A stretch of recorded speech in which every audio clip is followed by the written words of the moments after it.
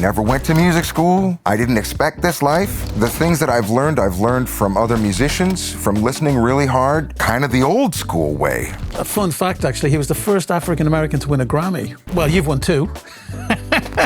He was a cynical little dude. And he would come to me and he says, you know, I think we're going to have a very interesting experience in Berlin. He goes away for a couple of days, comes back. You just never know when you're gonna hear some music that's gonna change your life again.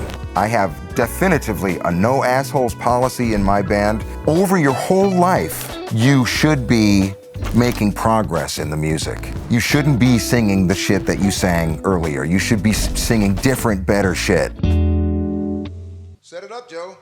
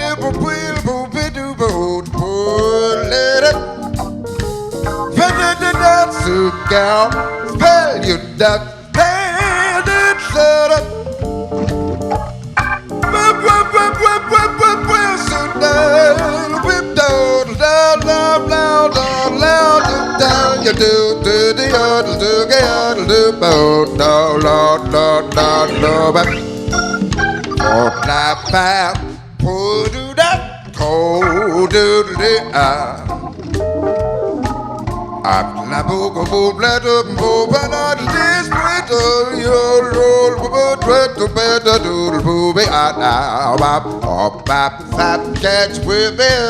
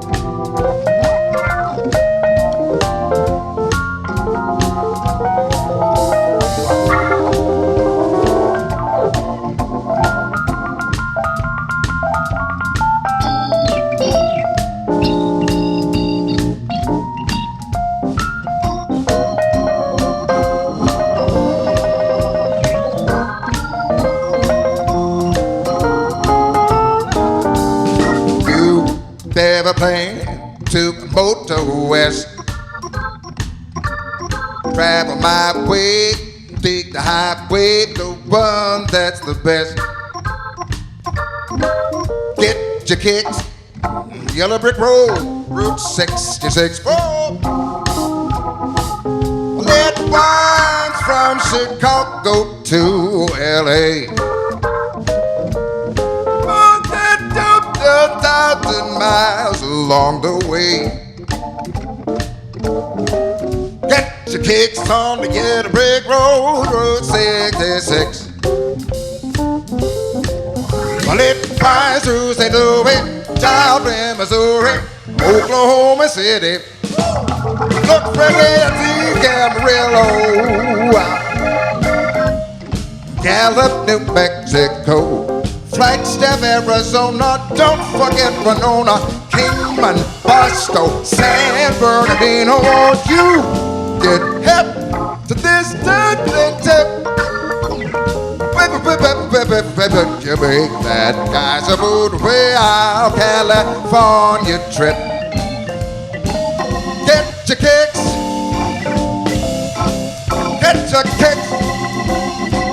get 'em quick. Oh, 66.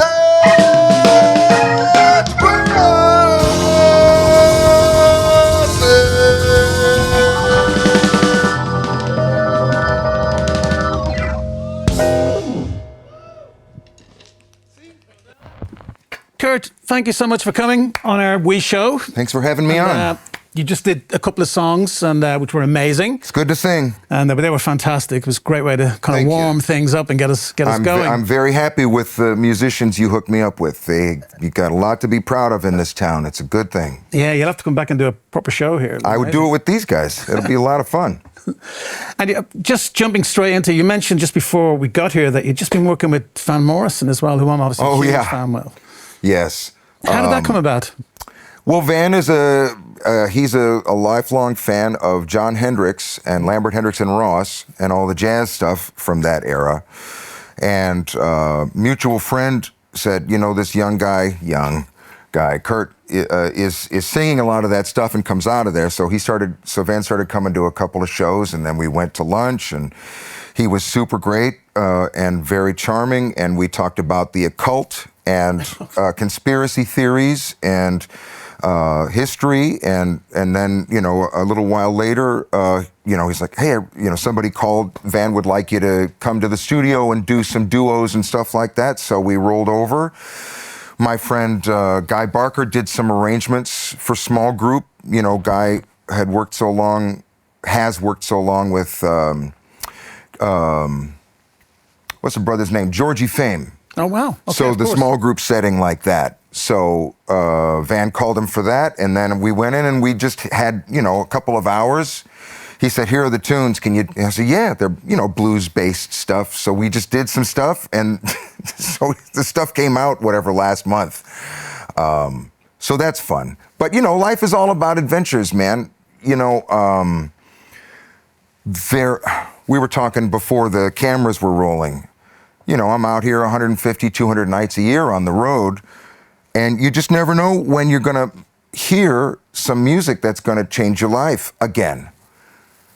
All these musicians, these two young fellas here, you know, they have a whole catalog of music in their minds from what their grandmother sang to them and the stuff their dad liked and whatever, random things, stuff that I haven't come across, like, what's your constellation?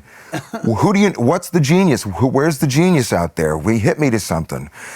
So for Van to call, and, you know, whatever, throughout the years, the people that I can say, like, wow, that guy asked me to sing with him. Of course, Van Morrison. Like, how killing, you know, that's so brilliant. We got to have lunch or whatever, you know. He's one of the greats. In Ireland especially, I mean, where I grew up, I mean, Van is a huge legend. And, I mean, colourful reputation. So if you were to really... I imagine I got the kinder side.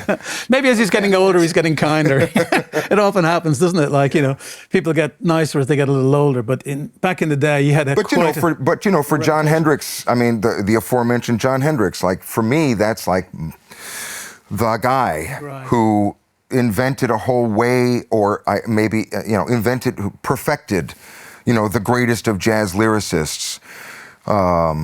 A tremendous performer, set the standard of a certain way of a jazz singer being on stage. And for him to say, hey, you know, pull my coat and say, come with me. And, you know, the very first time we meet, he's, you know, come on backstage with me. We got to hang out. Starts telling me all these Duke Ellington stories and Thelonious Monk stories and all these, you know, and just like adopts me basically. And I called him dad and he called me son. And, you know, to have that kind of relationship, Benny Golson, to, you know, like the jazz heroes of my, sorry, I hit the thing here. The jazz heroes of my youth, you know, when I first started out in jazz music, I didn't even really start, I just started out loving the music. I started collecting Mills Brothers records.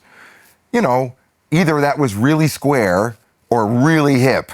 I mean, I think it was hip, but it was really square. Mills Brothers. Who's going to collect Mills Brothers records at age, whatever, 18? But I naturally oh, well, I missed the boat. Like, Duke Ellington's dead.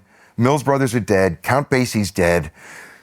I guess all the jazz musicians are dead. I mean, Charlie Parker. Miles Davis. And it wasn't until I was, you know, old enough to get into bars and clubs and stuff, and holy shit, jazz music, they're living being, they're still doing it. They're doing it right now. And the heroes on the Chicago scene just showed me that same kind of generosity that Jon Hendricks showed me.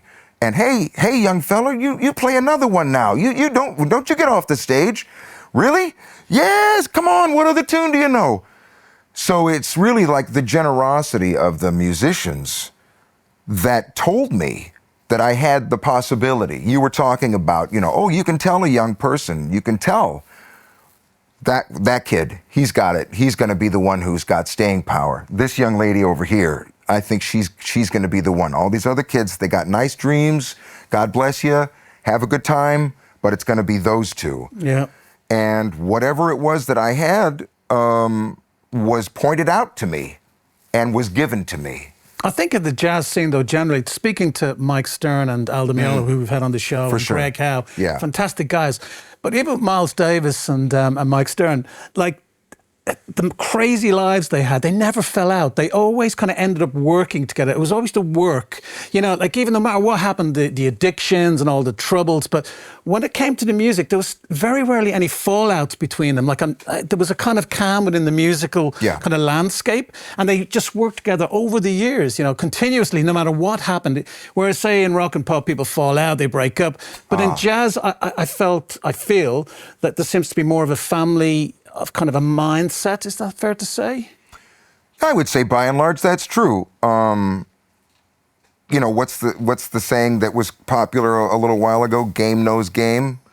You know, you're in the room and like okay, instantly these two guys. You know, okay, let's do a gig with these guys. It's apparent. The talent is apparent. The dedication.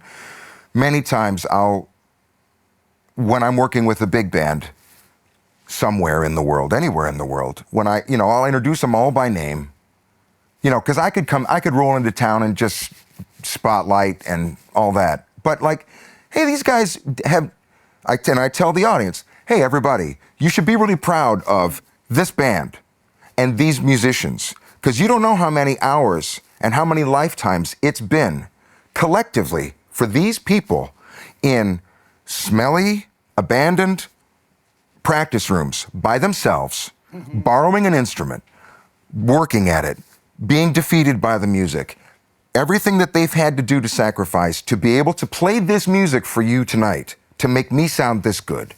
So let's give this band a hand. Now, that's the way I want to treat the situation, because everybody's been so generous with me. This is a completely unexpected experience for me. The one person I saw doing that before as well was Frank Sinatra.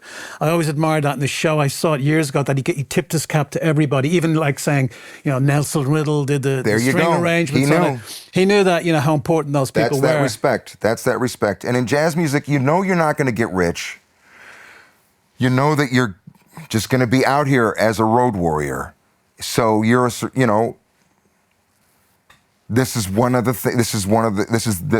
the music. This is what binds, you know, like Branford Marsalis and me, because we're out here. We would talk about it. I would say, man, did you notice how this and this? It's like, yeah, man, that's not right. Brother didn't treat him right. It should be like this. I'm like, exactly. Like, it's all understood. There's the shorthand of the road. There's how we take care of each other. We got to be out there. And I have definitively a no assholes policy in my band. I do not have time You talk about, the stuff that Miles and Mike Stern had to individually go through, fair enough, and the music brought them back together, and thank God they got over the stuff that they had to get over to be healthy again and to play on the other side. I'll put up with a lot of stuff. I'll put up with you being sick. I'll put up with you being addicted. I'll put up with da-da-da, and I'll try to help you, and we'll work it out together because we're a family. But if you're a dick, and if you're not maturing, and if you're not working on yourself to be better, to be bigger, because it's going to affect the music. Mm-hmm. And if it affects the music, now you're not in the game anymore. Now you're whatever you're doing. Yeah. Sideshow Bob. Nah, I don't have time for that. The music's too important. So you grew up in Chicago? I grew up, in Chicago, and in as we say, the greater Chicagoland area. And your dad was a chapelmeister? Yeah. And so did you kind of get introduced to music through the choir? 100%. 100%. The first. I mean, I'm told, and I'm not surprised because I've seen my kids do it now. If you have music around all the time, kids will be singing all the time, or they'll be playing music all the time. So I would just sit with the choir and sing parts and learn how, and I would turn the pages for my dad at the pipe organ, and I'd say, Dad, how do I know when to turn the page? He said, you look at this, see this line here? It's the bass line. These are going to be the long notes. So listen, it's the lowest one. So watch that, and when it moves down, that's low. So I'd watch the bass line, right, and I'd listen for that, and then of course I would get transfixed by the music and forget, and he'd be like, turn. But counterpoint, proper Bach counterpoint. So I would sing, for years I sang the soprano line and then the tenor line, because we would repeat some of the motets for the church year. And I was just really excited to get down to the bass, because that's the roots of it, Everything else is built on that, a whole cathedral built on top of that. And so how did you end up in jazz from there? I'm not really sure. They had some swinging records. My dad was a World War II vet, so he had some records from then. But my mom was not a Sinatra fan. She was like, oh, he has so much attitude. Okay. But I mean, I remember sort of like, reverse Chinese water torture. Instead of torture, it was like, here's an idea. Here's an idea, a seed. I remember there was a concert of a big band concert, and Tony Bennett was the guest star. Maybe it was like the Thundering Herd or Sure. something like that. Like live from Lake Tahoe, And here's the big band, and they're wailing, and they're all in, dinner suits, black dinner. Okay. But then, and now, Mr. Tony Bennett, and he comes out, white dinner jacket. Amazing. I'm like, that's the guy. That's the guy you want to be. So is that your seminal moment, you think? That was one of them. I mean, like I say, all these seeds get planted, And any particular records that was like, again? Well, like I say, the Mills Brothers, I mean, they just swing so effortlessly. I don't know what it was, the timbre of their voices together, the wealth of the sort of songbook writing, the choices that they made with that was great. Tony, Sinatra eventually, Joe Williams, and then Jon Hendricks, and then it just got deeper and deeper, and it's I really got turned on to Dexter Gordon for some reason, and I just loved that sound, still do. That's really like the guy, I think, of the tenor sax. I mean, you could point to so many incredible geniuses, but man, if it was going to be like, I'm going to hit with this guy, it would be, let me do with Dex, because what the sound. And any kind of contemporary music you were listening to, influenced by? I mean, with the Electric Band, with the Charlie Hunter thing, with Super Blue, we do a side project called Guilty Pleasures. Mm-hmm. Where we go in and we record like stuff from the 70s and 80s that we just remember from the radio. Sure. Just trashy, Journey or ELO or you know, just AC/DC. We did an AC/DC cover. I mean, really like slumming for jazz musicians, right? But like gorgeous, you know, fabulous, fun songs. So, you know, pop music happened, you know, for a time. But the culture of jazz music, the history of it is so beautiful. The heroic nature of the improvisers, the society of it, the chic cultural aspects. You know, I'm just enthralled with it, man, and I just feel like because John was so generous with me, and Mark Murphy and Joe, you know, like the kindness of these people, the generosity of the culture, when you show that you really are serious about it and you want to give your life to it, I owe it to them, and I owe it to the music to really do it as well as I possibly can, and to keep on moving forward, and to keep on writing, and to try to find out what jazz sounds like now. I love the U2 cover you did, though, where the streets have no name. Oh, yeah. I love the way you made that your own, because that's a difficult thing to do. I think that's the sign of a great singer. You can kind of, you know it's you. When you sing something, you know it's you. There's no doubt about it. And that particular arrangement, I love that record, Passion World. Thank you.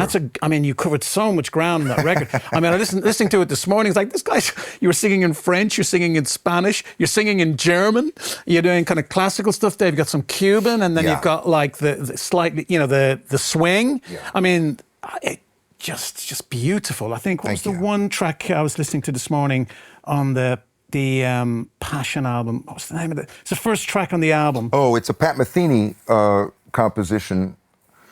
That was, what was it originally called? I can't remember because I discovered it through the Polish singer. I'm gonna have to remember her name, and in 2 minutes I'll think of it. Anna Jopek. Anna Maria Jopek. Bravo. Anna Maria Jopek. She did a whole couple of records with Pat Metheny, and she's got a gorgeous voice. See, this is what I'm talking about. All around the world, there's these beautiful, genius artists. Like, I never would have thought to sing this. And here, so she had a Polish lyric to it, and I gave her a call and I asked her what it was about, and so I wrote an English lyric to it, and then, you know, because Pat's such a great writer, then it all just flows. But those arrangements are gorgeous, man. Did you do the arrangements? You know what? I work very collaboratively with the band. Because you produced it as well, didn't you? You co-produced a lot of it. For sure, for sure. I mean, I have these. I'm like, well, I want to do this. You know, I want to do this tune, and if I don't have a specific enough idea to say I need everybody to help me implement this, sure, then I'll toss it around. You know, the U2 cover was John McLean. I just said, John, you know what?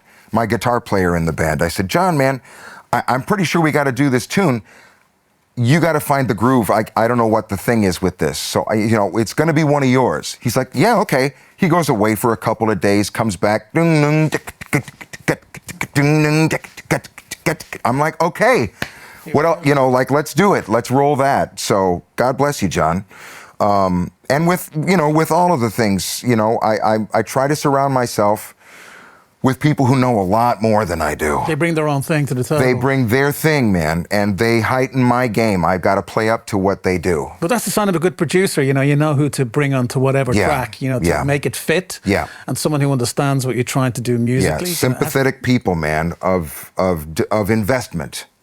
So just going back to the beginning as well. So you were out playing bars, and anywhere you could play would take you when you were. And then you put a demo together and you get signed to Blue Note. I mean, that must have been huge at the time. It was huge. It would be huge now. Yeah.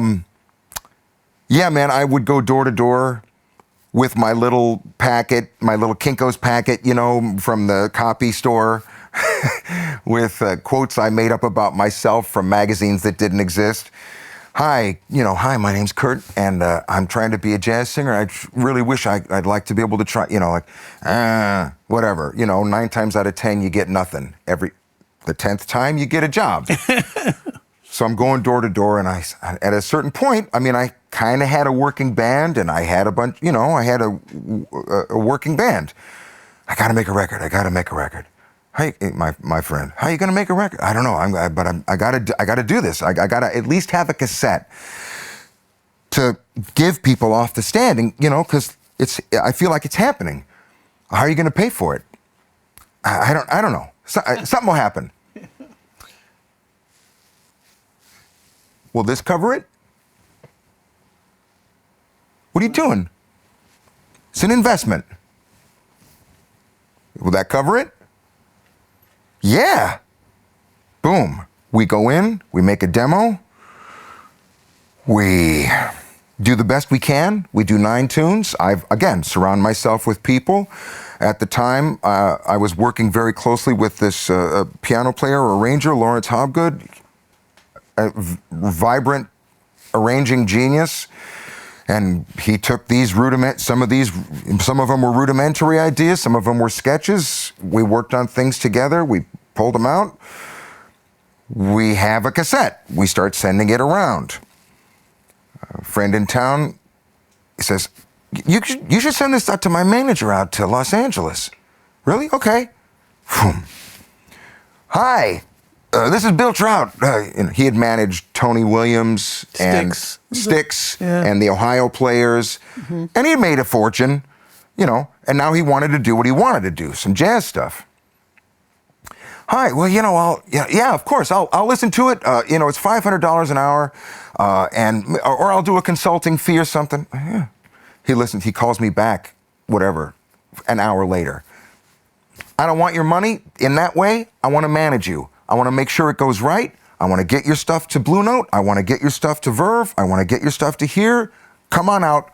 Let me bring you out, and we'll look eye to eye. And I want to shake hands with you on this because you've, again, like what you say, there it is, something that's apparent. So, very long story short, we send it out, and a couple of months later, I'm waking up from a gig on a Tuesday or Wednesday. Ring, ring. Hi, is this Kurt Elling? Yeah. Oh, it's Bruce Lundvall from Blue Note Records. Listen, don't sign with anybody.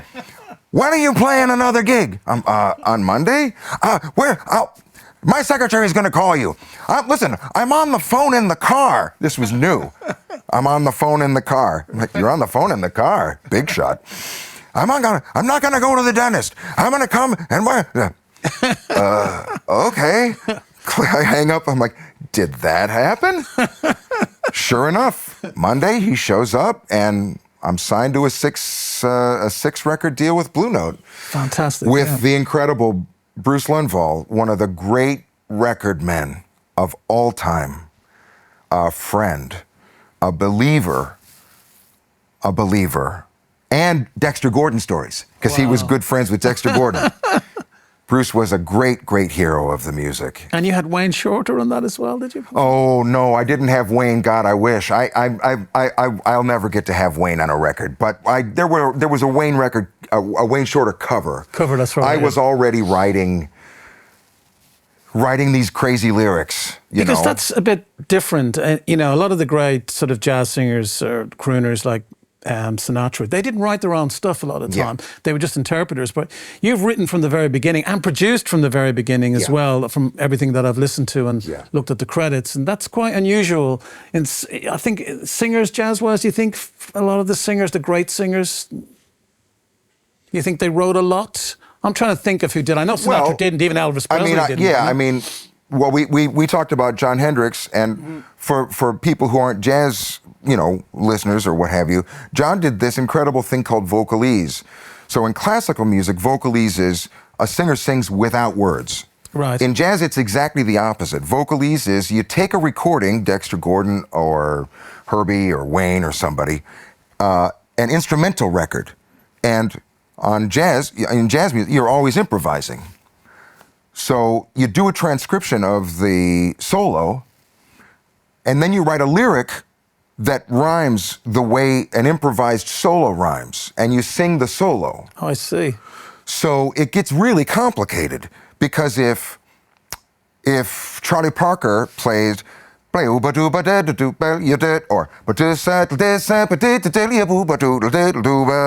then you got to write for all of those notes. Right. I won't stop and think of the things I really couldn't do until I met you.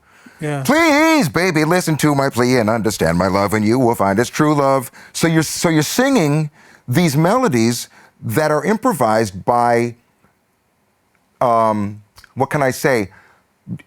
Incredibly gifted, hardworking geniuses of melody creation.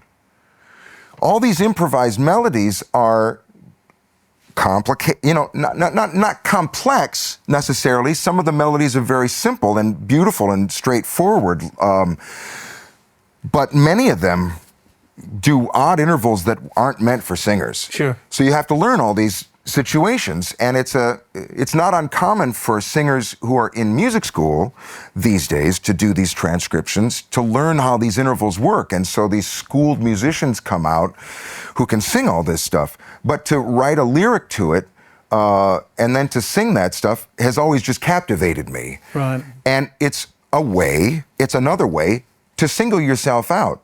Mm-hmm. If you're only doing sort of jazz standards or songbook standards, well, you're never going to sing better than Sinatra sang it. Sure. You're never going to sing better than Tony sang it, or, Ella Fitzgerald. Like, it's been done. You can't outdo that shit. Mm-hmm. So you got to really be, yes, mastering that material, but you got to be moving forward as well. And jazz deserves to continue to move forward. And you can't just rely on or just lean on that other stuff. It makes it a time capsule. So it's been important to me from the start to please all those musicians in heaven. Mm-hmm. It pleases me now, but at first I was like, I want John, wait till John hears this. Right, sure. I hope he's going to like it, I really want him to like it. And now I just feel like, man, if Duke and Count and John and Sinatra are up in heaven and they're like, that guy, then that's what I'm here for. Count Basie, who I love. I mean, I hear a lot of him in your music. A fun fact, actually, he was the first African-American to win a Grammy. And, you've won 2. Yeah, but count. So. I'm 15 times nominated. I mean, it's amazing. Let's be honest about it. But did it move the needle for you when you won the Grammy? Did it change things? Not immediately. It's a cumulative thing. So much of this career path, is that what it is about longevity and laying those bricks down and putting the mortar between the bricks. Every single night, there's an audience. And I take for granted they have not heard me before. And my job is to make them never forget, to fall in love, to have a great time, to forget their troubles, to be present in the moment, to give them a thrill, to move their hearts, to sing in tune, to deliver a vibration or a message or a signal or a gift that gets them to walk out of that room saying, we got to come back and hear that guy again. It's an audition every night. So the awards and stuff, I treasure them. It's always great to win something shiny. It's better to win than not to win. But like the reward is people come back and they say, my God, I've been listening to you for 20 years. Or I heard you in this club. My wife and I fell in love in this club listening to you. And here we are. It's our 20th anniversary and we came to hear you again. And then they say, and you've gotten better over the years. You've been working hard. We can hear how hard you work. and thank you. It's just like, all right, mission accomplished. Speaking of working hard, I mean, you and your wife got married in 1995, I think it was. Was it 95? 28 years ago, whatever year that was. And she was a ballet dancer. Yeah. So that must have been tough. You're a jazz singer, she's a ballet. Really two tough gigs there. Well, let's see. Ballet is a tough gig on its own. And the longevity for a ballet dancer is not long, by definition. Parts wear out, and most people are done by the time they're 30, and they're lucky to have made it to 30. So my wife, as a dedicated artist, was just at the tail end of her career, and she was ready to have, start having a family and find the right man and all that stuff.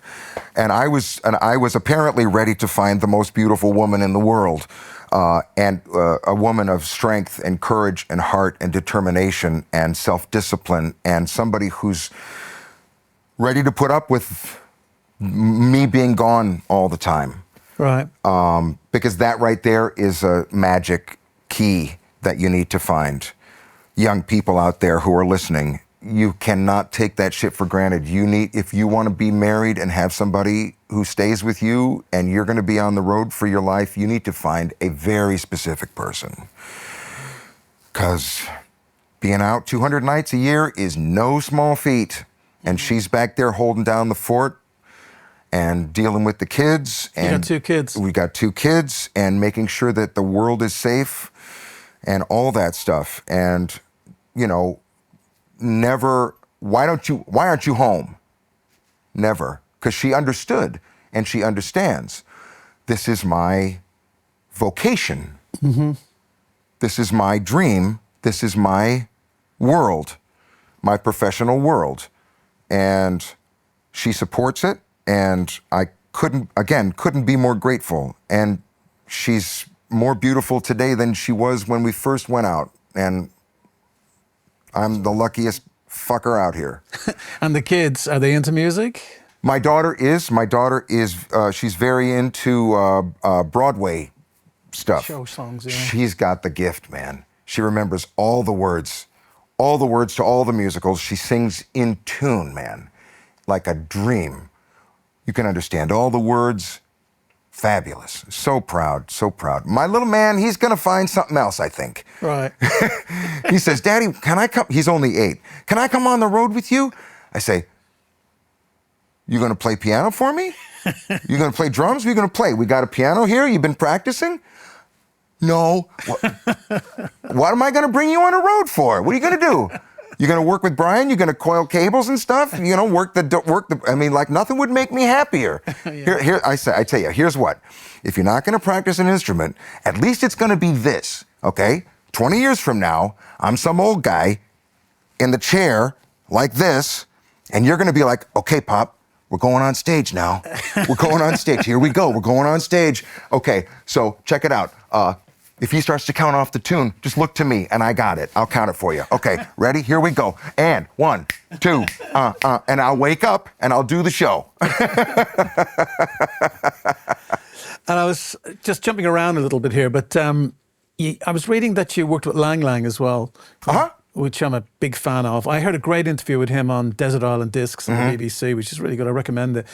But you're talking about striving and, a hard time sort of building a career. I mean, I don't know if you know much about his history. Like his dad was really strict with him and sort of threatened to, when he didn't do well at school at one point, he threatened to, told his son to Lang Lang to jump off the balcony and gave him pills to take to kill him. This is China, just after the Cultural Revolution. But that won't fuck you up. But he talks about how dedicated he had to be where he is. And, but moving from that, though, so when you worked with him, did you spend much time together? How was that whole experience? Because he's phenomenal piano player. Yeah, well, he's, again, another treasure of humanity. We didn't really get that much time. It was another one of these. He wants me? Okay. I showed up and there's an orchestra and, I'm ready to do my job. It's like, we're going to do your thing in a half an hour. Okay. It's a good thing I'm prepared. Let's do this. Oh, that sounds great. Is that okay? Do you want to do it another time? Whatever works for you. It's your schedule. Well, let's just do it one more time. You sound so great. Oh, da-da. And then you do it, and then you shake hands, and then there's a gig, and you're lucky to have a little bit of champagne afterwards. Sure. But it was a thrill, and he was super, super sweet and happy to see me, and I still surprised to have had it. No, it's the same at Al Jarreau. You worked with Al as well. Al was a dream. Al was a dream. He was, again, just the sweetest man, and enthusiastic and full of joy. And I mean, there was a couple of places on YouTube where we were working together with the Metropole Orchestra on a one-off, and it was Al and Jon Hendricks and me. And just the sweetness of it, because, how can I say, they were both so used to doing their show. Mm-hmm. And John was getting a little older, and these were new charts, and I was sort of like the young guy who could map the chart out for him and okay, so I'm back, only one chorus, da-da-da, and he's like, okay, okay, we're going to the bridge now, okay, da-da-da. And to be honored with that responsibility, to have their trust, to, it's like they're family members, and I just loved them. I loved them and love them so much, and it makes me kind of emotional to remember those times, and then to be backstage and they're telling telling each other all these stories about the old days in San Francisco and they're just like, and all right, I'm in the club, I guess. It's huge validation, isn't it?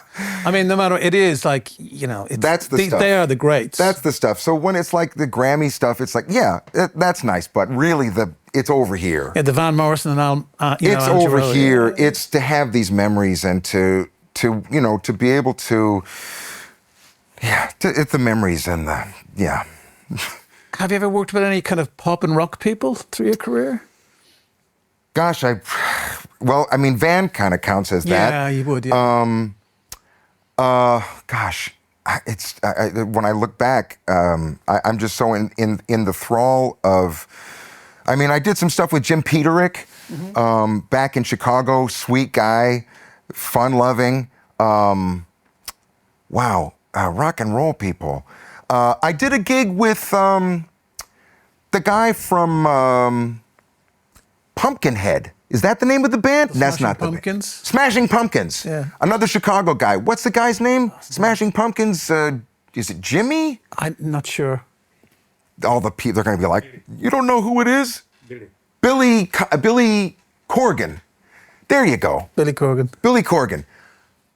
I did a gig with Billy Corgan at the Riviera in Chicago. It was a fundraiser, and we did a Jimi Hendrix number, and we came off afterwards. And of course, my voice does a bunch of stuff, so I went out there and did the rock and roll thing, and I think I might have had long hair at the time, so I pulled that out and I'm doing the thing. And we come off stage and he's like, Jesus, man, you're a rock star. You're a total fucking rock star, man. Like, why aren't you doing this music? I'm like, I nobody asked. Because just being absorbed in everything, Kurt, for the last few days, it's just the sort of breadth of the broad church of kind of voice you have, and that you could have been a rock singer if you decided to go that way, and but you decided on jazz. I think so. And even R&B, and even soul. Funny enough, about a week ago, I was listening to Teddy Pendergrass, and then I was listening to you, and I could hear in the vibrato kind of similarities. I have a flexible instrument, and when I do super blue material, it's jazz adjacent, right? And it means that I have to put there's a stylistic way that you sing that comes from that. And I've tried to do my homework, and I grew up in Chicago. Sure. So the stuff's around. And I sang in a gospel choir, like a bona fide on church, here we go, we're doing this, you know, not just the square stuff that my old man laid on me. And I did wedding gigs, you know, and bar mitzvahs, and I did what you have to do to survive. Sure. And you learn all that stuff, and I hope that when it comes out on, you know, it's nice of you to say, man, Teddy Pendergrass, like, yeah, nobody's gonna I'm never gonna out-sing him at that, you know? But I'm very fortunate. But you make everything your own. I think we were talking about that earlier on, but I do think everything you sing, you know it's you. It's like, I think, and I've only been listening to you properly for the last week. And yeah, I'd know you anywhere now when I heard your voice, especially with the covers. You did the Joni Mitchell cover as well. And you made that your own. It's you're not using anything of her kind of language in the song. And what else? Oh, you did a King Crimson song as well. Yeah. And I heard that one. Those guys. Yeah, but that's really quite a bizarre cover to do. But you did it great, man. That sounds fantastic. It's a beautiful composition. Those Robert guys, Fripp they're total heroes. That man, I need a faster car when I'm listening to that stuff. So who did you choose those covers, or was it, you know, why those covers? Yes, I stand behind every choice, man. It's like not sitting with your wife listening to records and going, oh, that one would be good. You know, I just really love music, and I have my constellation of things that friends have plugged me into. My dear friend, you know, who was the angel at the top of the form, who said, will this cover it? Sure. You know, he's like my kid's godfather. And we would drive around, and I didn't know from King Crimson, and we would, you know, smoke a little and listen to records and, you know, put the hammer down and go out for a drive with all the windows down and just crank it up, man. So you need society. You need your friends. You need your friends to hip you to things. Yeah. As I said earlier on, though, I think the jazz community is very close. Yeah. And you take care of each other. And it sounds a little bit... We compete with each other, too. Yeah, sure. We definitely, there's definitely the guy standing in the back of the room who plays the same axe as you with his arms crossed, waiting for you to play the wrong note. Well, that makes you better, you know? I was watching a great documentary the other day about Michelangelo and Leonardo da Vinci and Raphael, and they were all really massively competitive, you know? Like, and then when, at the end of his life, Leonardo da Vinci died, obviously, and I think Michelangelo was 88 when he died, but he just really missed them when they were gone for the competitiveness to be better. You know, you need competitors to be better. Yes. And speaking of which, I mean, what do you think are the challenges of being a jazz musician? Well, the music itself. I mean, the information, and I imagine this is true for everybody, but I mean, the possibilities of melodic creation and of rhythm it's an endless matrix. You can start wherever you start. You know, maybe it's a cloud or it's a zone, an area. You know, you start to examine it and you start to enjoy it and explore it, and you start wherever you start. But there's no other side.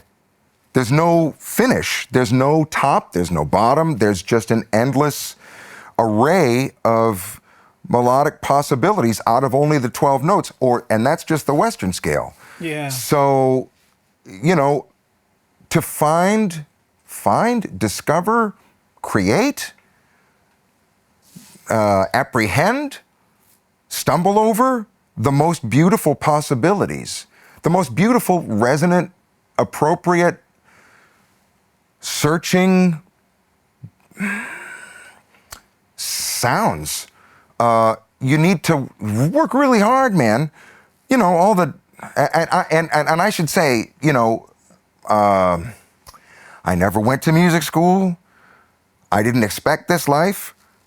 The things that I've learned from other musicians, from listening really hard, from experience, from being on the stand, kind of the old school way. And it means that, you know, when I'm improvising, my palette is not it's just not as developed. The melodic palette, the actual intervallic ideas that I'm trying to explore, I don't really have that kind of incredible deep training that you get in music school these days. And so like a Michael Mayo is going to come out and he's going to sing rings around me with this stuff that he can do. And it's going to, I'm thrilled by it, and I'm thrilled for him that he has that information codified and that level of precision. It's fantastic. He's got his own thing going. It's on its way. And as you said before, I mean, I hope that my sound is recognizable enough. I'm doing the best that I can. I'm dedicated to this exploration. I'm trying to write things, and I'm trying to, give my all to it. But when you ask about the challenges of a jazz musician, the intricacies of what's possible in the music are just so demanding. And so when I say there's no end to it, I mean, over your whole life, you should be making progress in the music. You shouldn't be singing the shit that you sang earlier. You should be singing different, better shit later on. It should be that when you listen back, you're like, yeah, that's okay, but oh, that's not okay. Listen to yourself, and you're the guy in the back of the room with his arms folded, and you're listening to your young self saying, "Oof, no, let's turn that off now." So, how do you feel your relationship with jazz has changed from your younger self to yourself now? Man, I was so squirrely. I was so undeveloped. It was all instinct, and I don't know, man. Just I was just so squirrely and nascent. And I pat myself like, okay, little Kurt, God bless you. Your heart's in the right place. And just stick with it, man. And so starstruck and outgunned. Holy moly. The first time you go to the North Sea Festival, or the first time and it's like, oh, there's Betty Colson. There's Joe Zawinul. Oh no. And then you hear these musicians who are not that, and at that point, not that much older than me. I mean, Roy Hargrove just blazing. So ready, so already staking a claim, already defining a space, already masterful. And I'm like the caboose, like barely hanging on to the end of this train. So, that's the difference. Now, that's why I talk about gratitude so much, because it really is impossibly, the odds of my being here at this point are just impossibly small. Because I didn't come from jazz people. I fell in love with it late. I have given my all to it all these years. I definitely feel like I've earned the right to sing for people. I've earned their trust. I'm going to continue to work that hard on it. And you have the tone, man. This is the thing, working with, like you talk about stage schools earlier on and all the rest of it, and you can teach so much, but not passion and tone. If you have that sound in your voice, it's a God-given thing. You either have it or you don't. And also the instinct with passion and understanding the narrative of a tune and putting the passion into that just can't really be taught. Well, you have to teach yourself over the years. I mean, and I want to say, goes back to my dad, because with his choirs, he would stop. He'd say, okay, stop. Everybody's got the notes now. We all got the notes. Do you remember what we're doing here? We're singing for God. We're singing for God. Our job in this situation is to move these people and to heal them and to bring this to them. And we're singing about heaven and the glory of God. Are you singing about that right now? Because I don't think you're singing about that right now. And that goes deep with me. And so when I'm bringing that to people, like, what is this song about? Well, then I tell my students, when I have students, your job, our job here, as the singer specifically, right? The saxophone player's got he's going to manifest a slightly different thing, right? Because he's going to manifest the vibrations of that instrument, and he's going to, yes, tell a story, but it's going to be anything that doesn't have lyrics on it, that's going to be something that if there's 1,000 people in the audience, they are going to be able to interpret that, each of them individually, 1,000 different ways. You put a lyric on it with a singer, now there's one story being told. And there are shades of that story, and people are going to have specific memories that you're going to trigger, and heart vibrations, right? And the human voice is going to vibrate to them physically. Sound waves are a physical occurrence. You're going to physically touch them with your voice. So you're not just singing the song, you're not acting the song. Your job is to manifest the song. So you need to understand what that song is about in such a way that it really belongs to you and that you are being that song to that audience. You're manifesting the song. So show me what that looks like. And that's something that you have to grow into. Fun question. Best show, worst show? Like the show where everything went terribly wrong. and then we go on to the best show that really was just another level. The most hideously awful thing that has ever happened to me was, you get calls to do special events. I'm here in Prague, and I'm working with this beautiful orchestra, and we're doing holiday songs, right? It wasn't my idea. They called me, would you do this thing? Da-da-da, it's these, okay, so I'm doing this.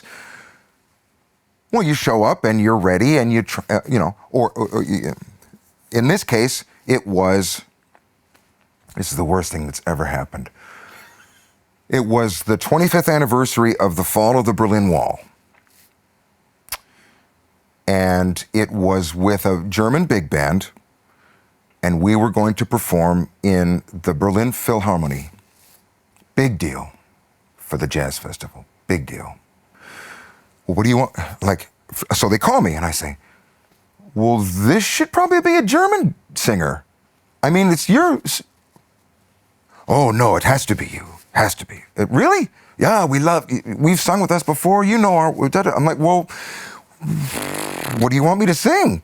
Well, we want you to do, we're commissioning a new suite, and it's going to be this, and it's going to have these quotes from Gandhi, Martin Luther King, Reagan. Already this is completely misguided. Right? My instinct was like ringing, and I should have just said, run away. I love you. This is not it. I should have fucking run away. We show up, and I remember the alto player.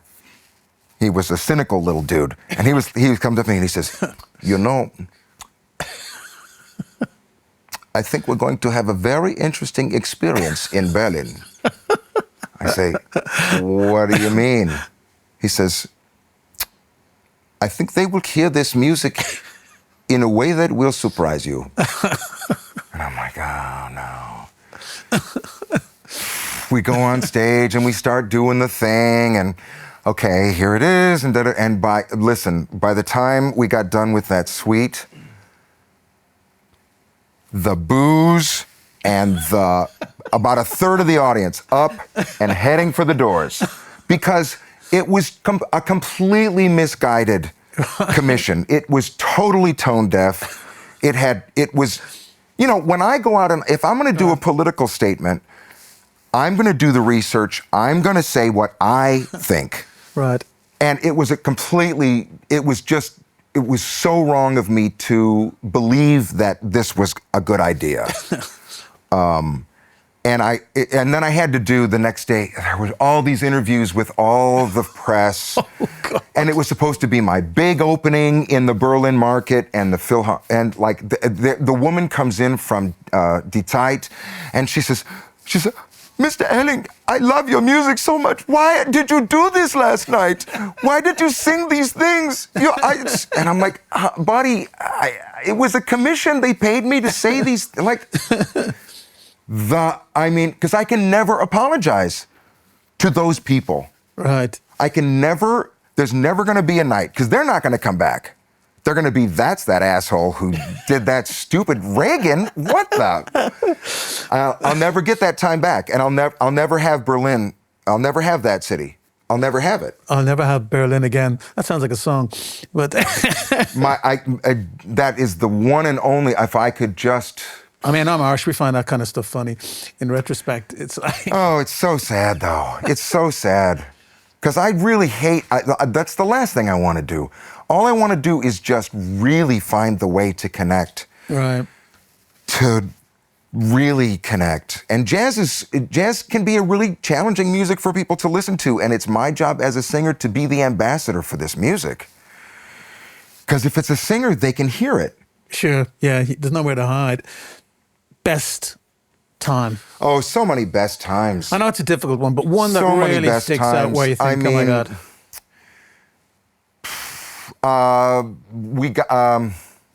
I got to guest with, Wayne Shorter and Herbie.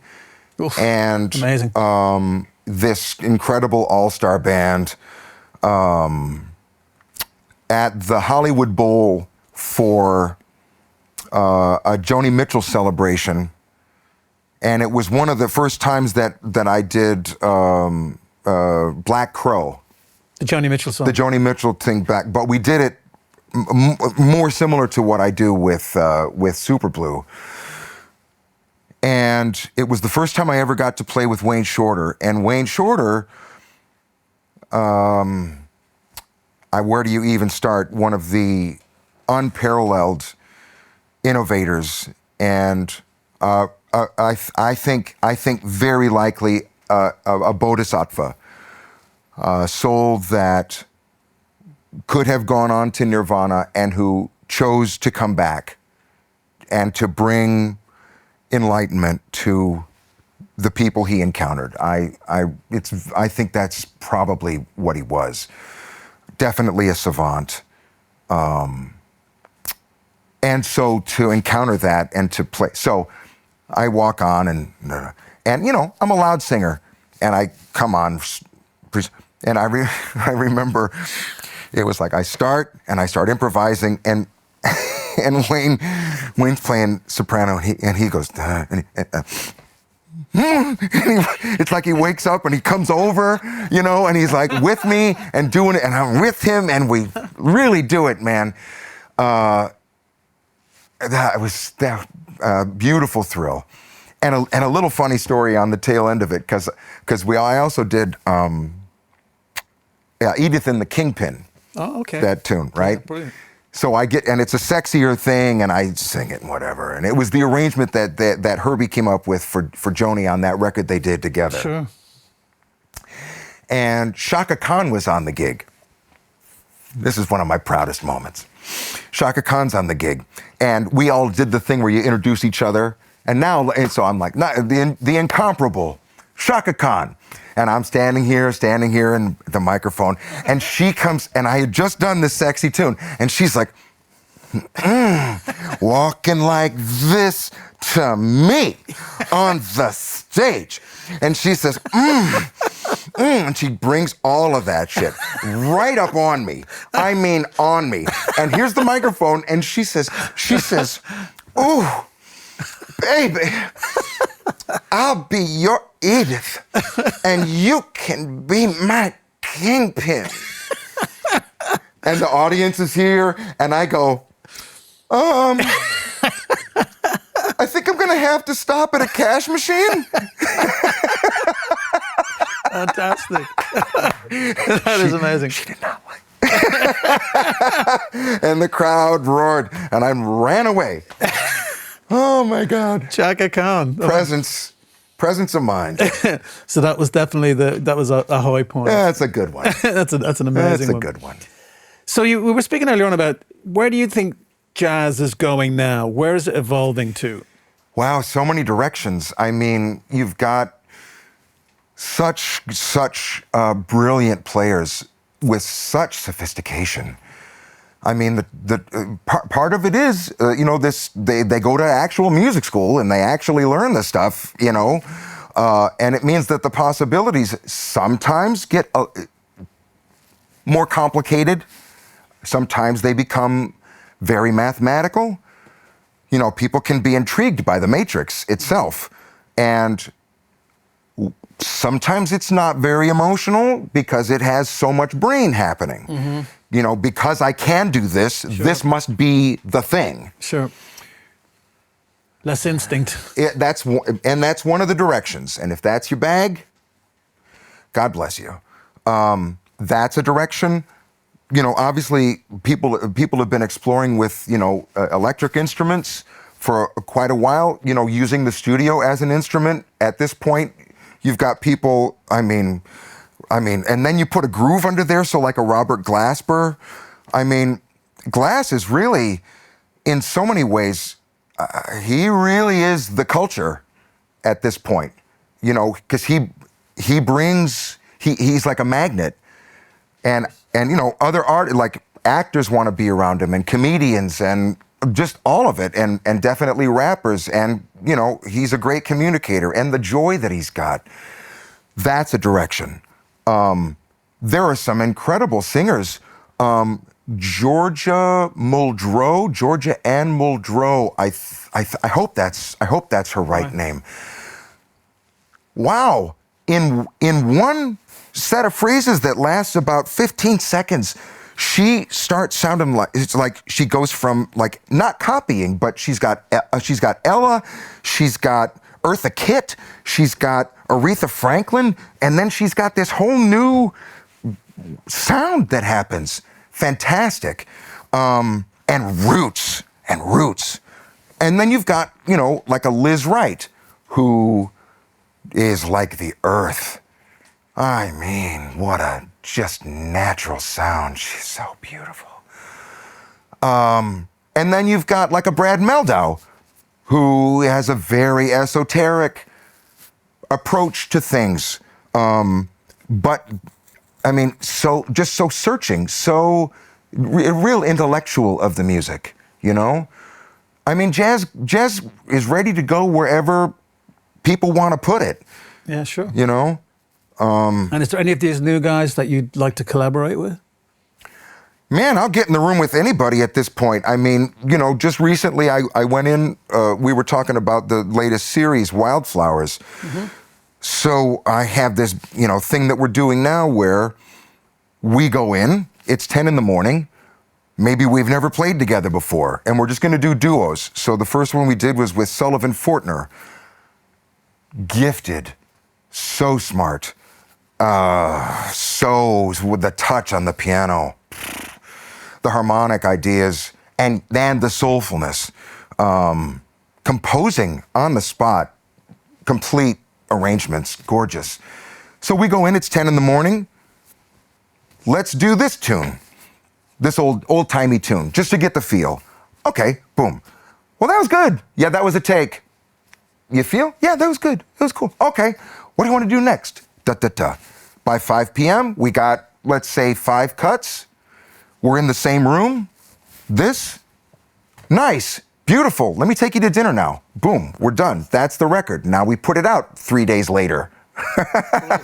And that's our latest Grammy nomination. Fantastic. We just made it in a day, put it out, there you go. So if I can hit that with, I mean, I'd love, we mentioned Robert Glasper. I mean, there's all kind of young people out there that are doing intense, gorgeous things.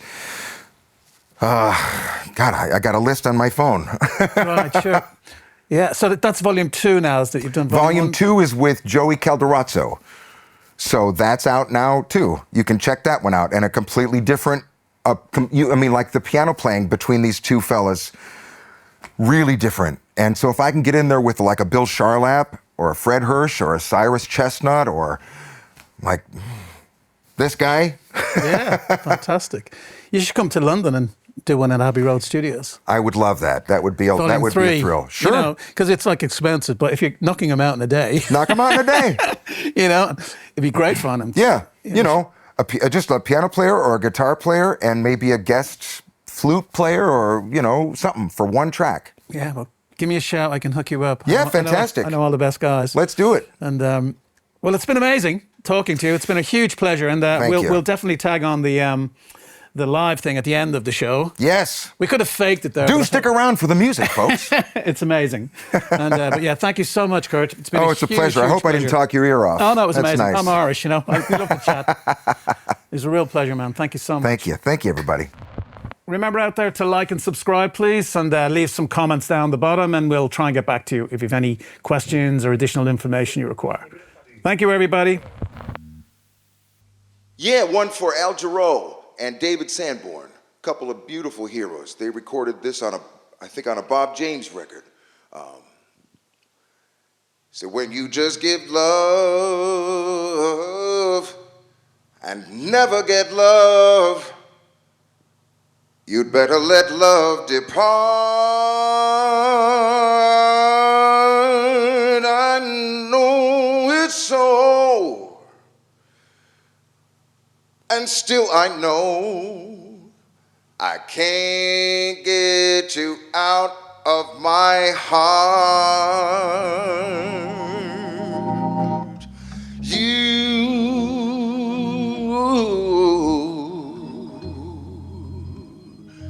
You made me leave my happy home.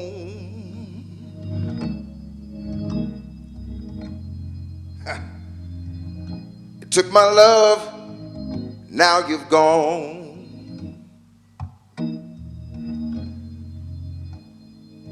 Since I fell for you,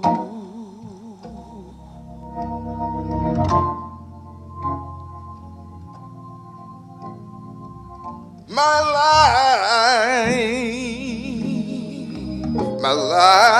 life has been such misery and pain.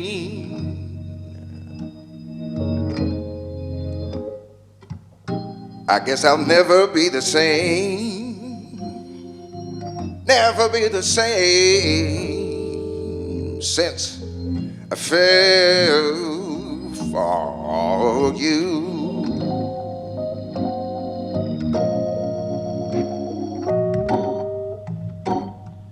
Well, it's too bad for me,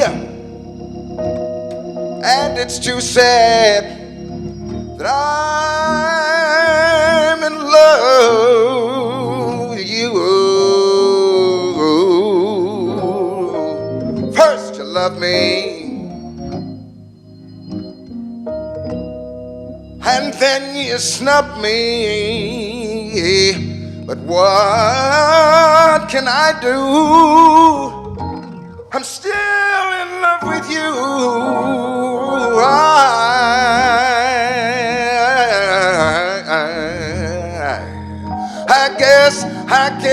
I guess I'll never see the light.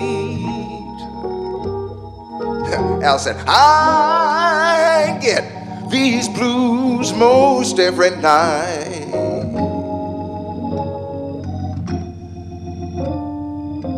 Since I fell for you.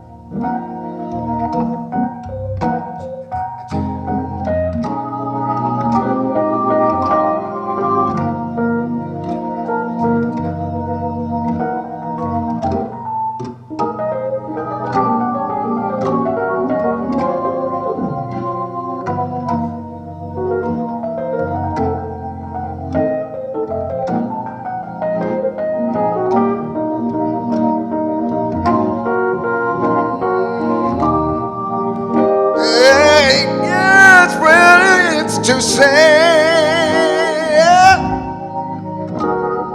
but it's too bad I'm in love with you. Yes, first you love me, and then you snub me. What can I do? I'm still in love with you.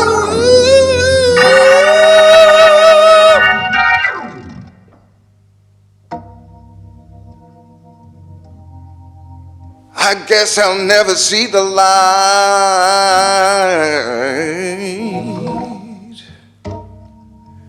I get these blues most every night.